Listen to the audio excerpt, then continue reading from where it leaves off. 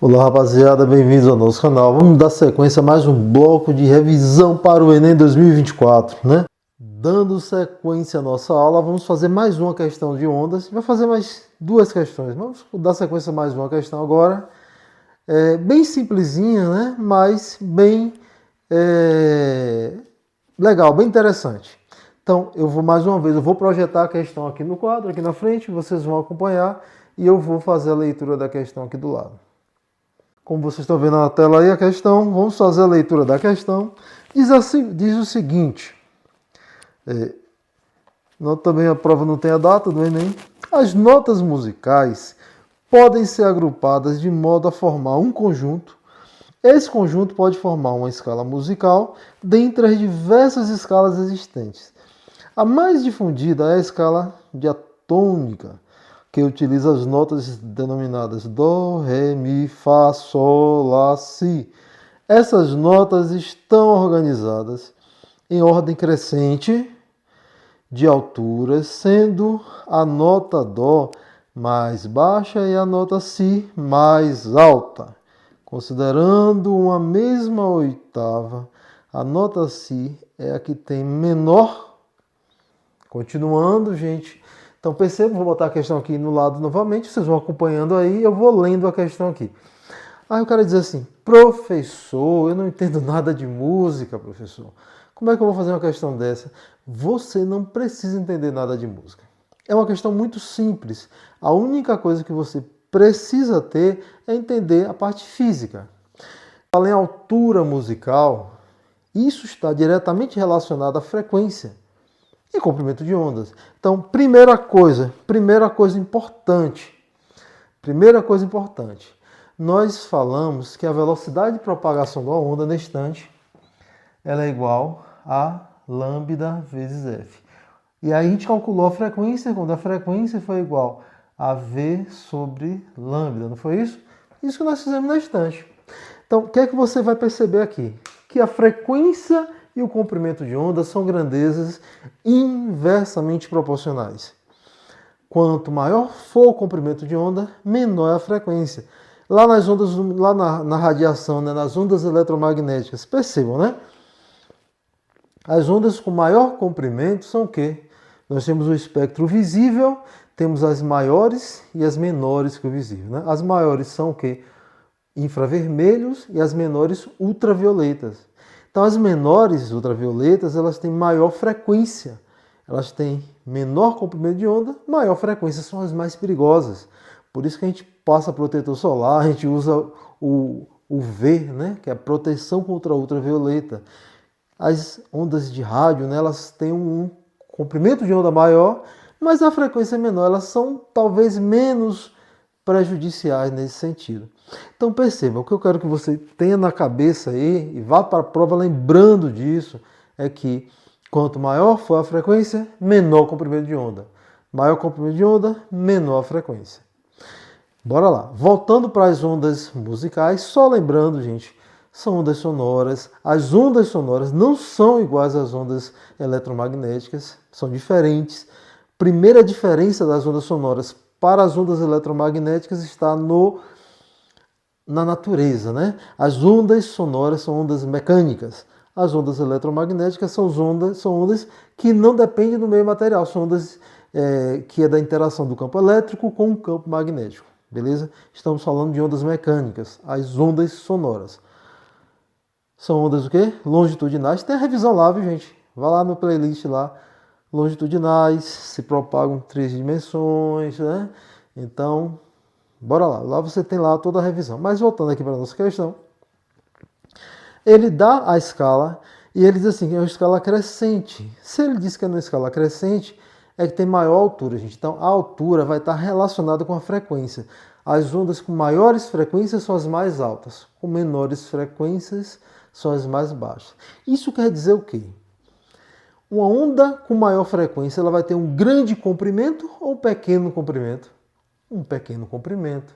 Então, quanto maior for a frequência, menor o comprimento de onda. Olha que beleza.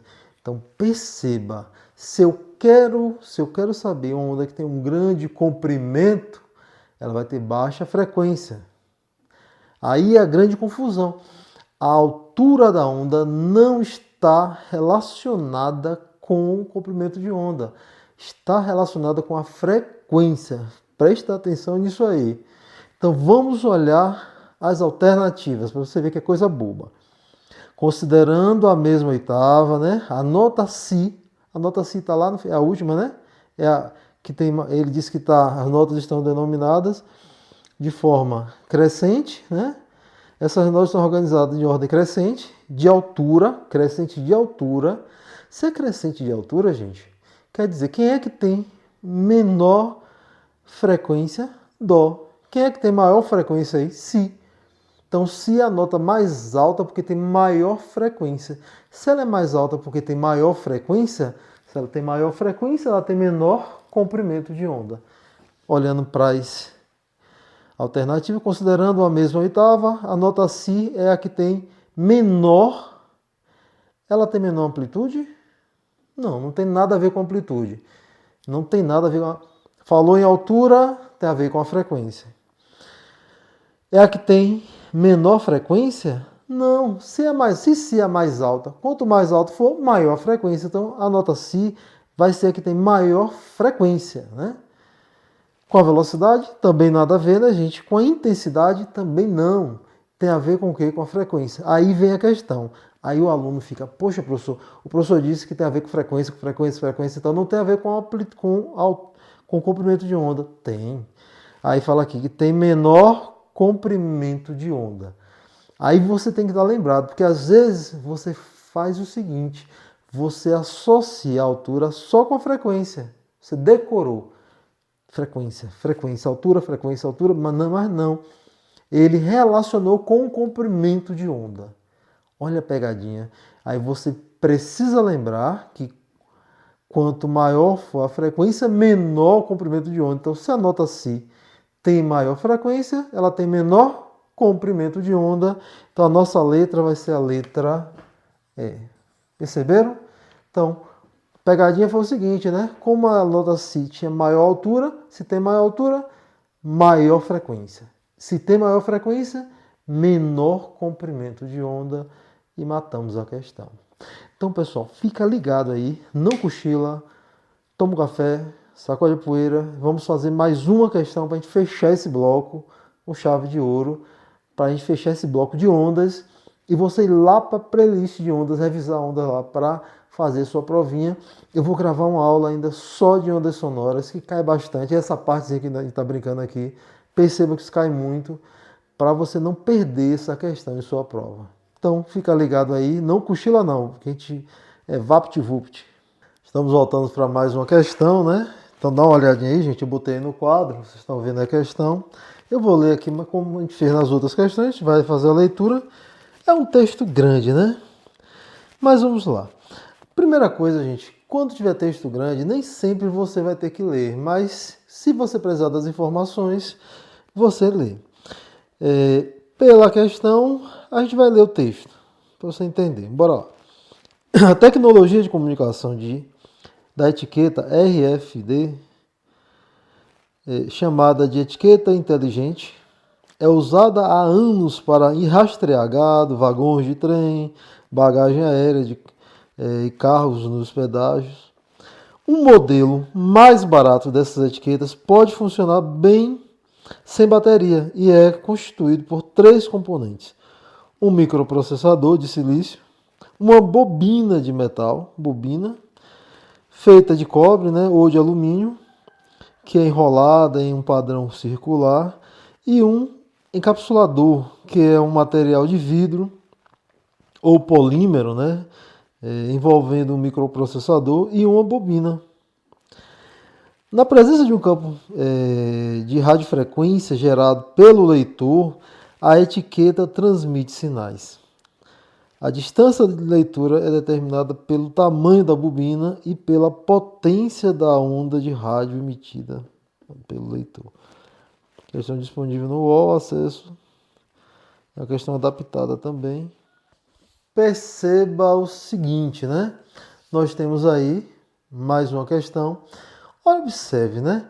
Ele diz o seguinte, que eu tenho uma bobina Então, gente, continuando aí, perceba o seguinte, ele fala aqui de uma tecnologia de comunicação, ele chama de etiqueta RFID, e que usa para rastrear trem, gado e tal, e que essa etiqueta ela não precisa de energia, de uma bateria. Ela funciona, ela se autogere. Observe que ele fala uma coisa que ele fala repetidamente, que é a questão das bobinas. Tem uma bobina. O que é uma bobina? Uma bobina, gente, é como se fossem vários fios enrolados. Uma bobina são vários fios enrolados, né? E esses fios, eles são várias espiras condutoras que nós já falamos aqui, né? Que essas espiras, elas têm a capacidade, na presença de um campo magnético variado, gerar energia. Eu falei na aula, né? Na primeira aula de revisão, nós falamos que os geradores eles produzem energia elétrica através da variação do efeito Faraday, que é a variação do campo magnético em uma espira. As espiras seriam como se fosse um fio enrolado. Vários fios enrolados formam uma bobina. Então, uma bobina dessas que a gente vê nos motores, elas são várias espiras juntas. Então, isso que é uma bobina. O campo elétrico, quando ele varia, ele gera um campo magnético variando. São as equações de Maxwell. Então, a variação do campo elétrico gera a variação do campo magnético e vice-versa. Isso gera uma propagação. Então, isso é o conceito básico de ondas eletromagnéticas. Então, essa questão, ela envolve ondas eletromagnéticas, mas envolve uma sutileza que é a lei de indução de Faraday. Então, quando eu tenho esse campo magnético variando com o tempo, se eu variar o campo elétrico, eu gero o campo magnético variando. Se nós variarmos o campo magnético, gera o campo elétrico variando. Ele vai se autogerando. Então, quando o sinal, a radiação chega nessa etiqueta, nesse equipamento, vem o quê? Um campo variando, ou magnético ou elétrico. E isso vai induzir uma corrente elétrica. É simples assim, gente. Então ele deu as alternativas aqui. A etiqueta funciona sem pilhas, porque o campo, aí tem o campo elétrico da onda de rádio, agita elétrons da bobina? Não, né, gente? Não tem nada a ver isso, gente. Pelo amor de Deus, nada a ver. Do campo elétrico agitado. Não tem nada a ver isso, não. Aí botou aqui, letra B. O campo elétrico da onda de rádio cria uma tensão na bobina? Também não, né, gente? Ele, na verdade, vai induzir a passagem de correntes. O campo magnético da onda de rádio induz corrente elétrica. Aí você tem que estar esperto, porque às vezes o aluno fica, poxa, o campo elétrico, mas não é o campo elétrico que induz. Na verdade, o campo elétrico variando gera campo magnético variando. Agora, o que faz variar, o que faz induzir corrente elétrica é o campo magnético variando, que é a lei de indução de Faraday, que é extremamente importante você conhecer para fazer a prova do Enem. Mandar um alô aí para o rapaziada, meus alunos aí do terceiro ano, que eu fiz um vídeo anterior, não falei do terceiro, agora eu estou falando do terceiro, o pessoal do segundo ano também vai fazer o Enem, o pessoal aí do primeiro ano aí, um forte abraço para todos aí. Então, gente, o campo magnético variando, ele vai sim induzir corrente elétrica. Então, letra B, o campo magnético da onda de rádio induz corrente elétrica, perfeito, né?